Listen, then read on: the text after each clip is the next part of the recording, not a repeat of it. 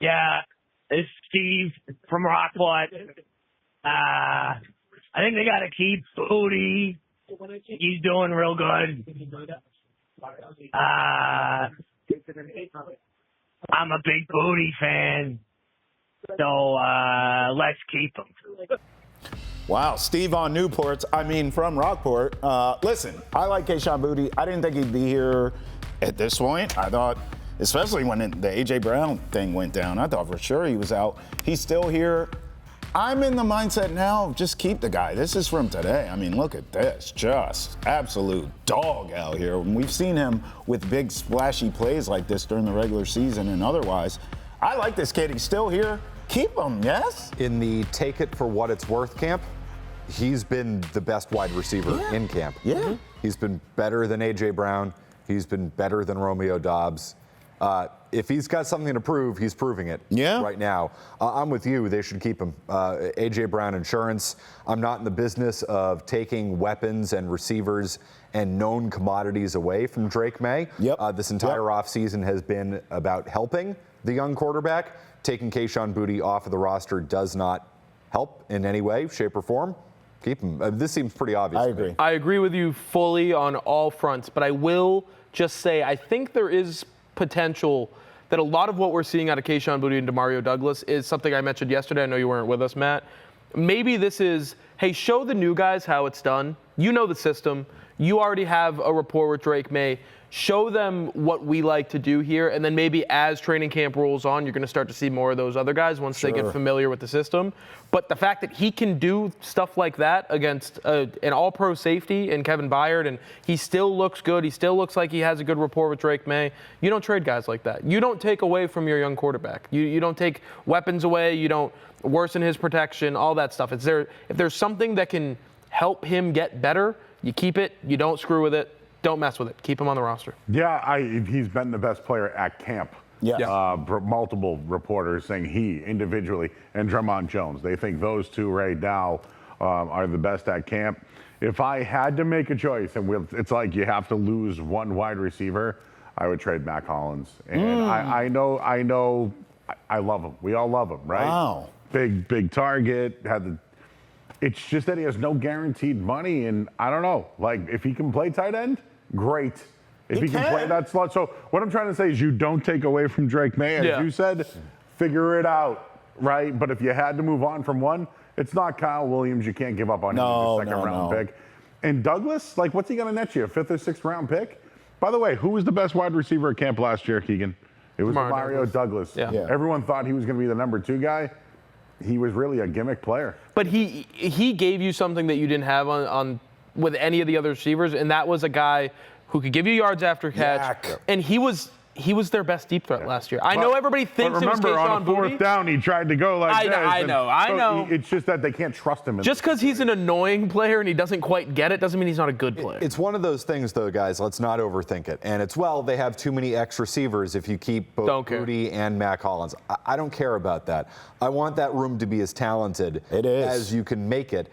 And if we're talking about moving on from Mac Hollins or Pop Douglas, I'm good with Pop Douglas at this point. Give me both Mac Hollins and Keagan Booty on this roster. Why can't you trade Kyle Williams? Why can't you give up on him? Because it's just too soon. It is funny. When I had a chance to talk to a high-ranking member of the Patriots who told me that if there was one to go, he thinks that Kyle Williams would have the best value. It's too soon. If he's your 6th or 7th best wide receiver, keeping him because you don't want to look bad is dumb. That's doubling down on a mistake. It's not looking bad. It's literally, the guy's been here 5 minutes. But for where you are trying to win a championship, keeping him on your roster when he doesn't deserve a roster spot, that doesn't make any sense. Can I just bring this up, though? I hate to say it, but the same thing happened with Julian Edelman. And I know I'm going way back in time. He wasn't a 2nd-round pick. But he was a 7th-round pick who didn't belong on the roster. But they kept him there because he did other things. Get ready to play special teams, Kyle Williams. Yeah, fine. He needs to find a role somewhere else because it's not going to be in the offense. Develop him. 617-582-CHAT. Get in here. He wears 18. He can go run down and be a gunner on special teams. Yeah, he'll be fine. The speed is there. We know it. Teach him the rest of the stuff. Remember he wore 8 once and then they moved it back? 617-582-CHAT. Get in here. Talk Pats with us. I want to ask you guys this. obviously we all know the answer is QB1 Drake May. If someone goes down, who's the most valuable on the team? It's Drake May. Other than Drake May, though, if you could not afford to lose one name on this Patriots roster to a prolonged injury, right? Something catastrophic, gone for the season, who would that be? It's simple. Don't overthink it. It's Christian Gonzalez. Okay. At this point, as we talked about with questions about the pass rush, if that defense is going to be anywhere near what they were last year, it's going to be because Gonzalez is healthy. Okay. I think it's between two players, and for me, it's a guy that Joe mentioned earlier. It's Draymond Jones. That pass rush is so bad. I think he's the only guy that can give them anything that you can trust over right now. Maybe Gabe Bacchus is going to be okay. Maybe he's going to be we don't know. Good enough, but we have no idea. They're too deep pretty much everywhere. I mean, they're good on the offensive line. They've got good backups. You're good at receiver. You've got two good running backs. You've got, you hope, two good tight ends.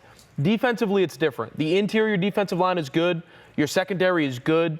It's linebacker and it's edge rusher, and I think he's the only one that's going to give you anything right Joe, are we doing this together? Because I'm saying Will Campbell, because my God. I think it's Milton Williams. Milton Williams? I think that's probably the name because when he missed both games last year, they lost. Yeah. But I'm going a little off track here. I'm going to say Hunter Henry. What? I don't hate that. They don't have another tight end. It's true. Unless Reardon's going to be that guy, and they wanted to redshirt him, kind of.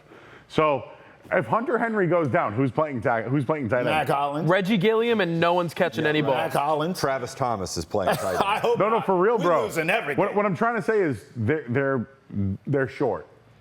They are. They're putting a lot of trust in a 32-year-old tight end. He's a captain. They love him. He's great at blocking. He's an absolute solid, not glue guy. Solid player. Good player. If they lose him, I don't know who they got playing there. Can I pose a question to the chat? 617-582 chat. I mean, if Will Campbell, I'm sorry, goes down or regresses, God forbid, are we sure that Drake May is not going to get the You just drafted a tackle in the first round. Yeah. So you're comfortable with that? Fine with Will it. Campbell's down?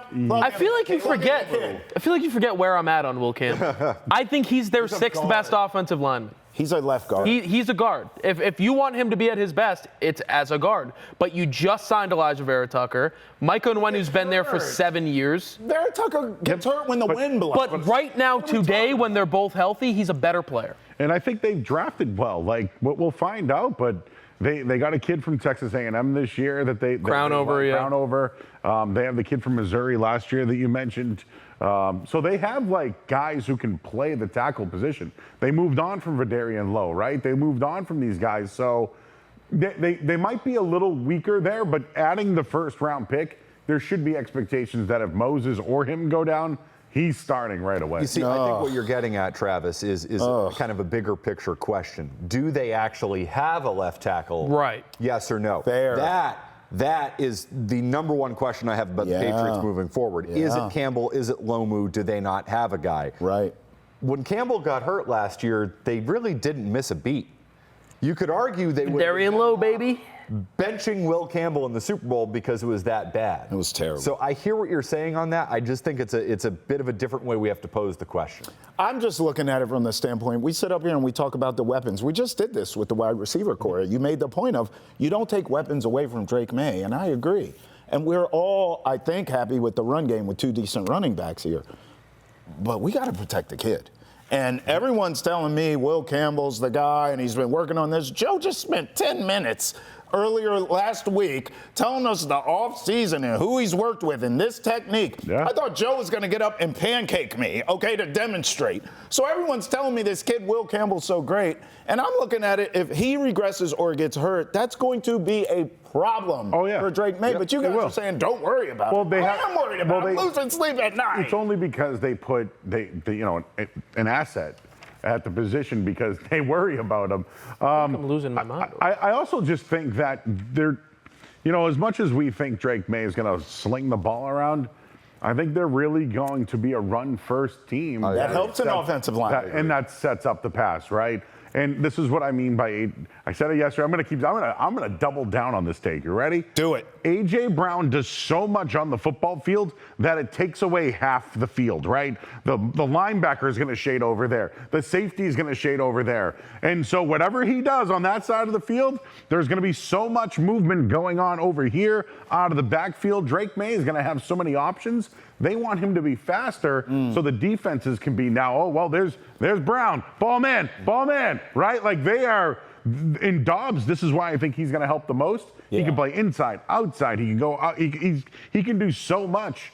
I know I just went X's and Joe's on you, but like the A.J. Brown signing is going to help the left tackle. It's going to help this, that. It's going to take away so much attention from other areas. Double M, can you do me a favor and make a note of this? I need to talk to the bosses to get a telestrator in the budget because Joe is just going we need him. X's and Joe's, baby. Sponsorships available. Yes, we need a board that Joe could go up to and draw it up because that was fascinating stuff. You got to admit it. Break it. Oh yeah, I'm with you. Get him. He's our John Madden. Yes. They want a turducken? I knew it. 617-582. I would Joe break down the turducken. I don't care about offensive line talk.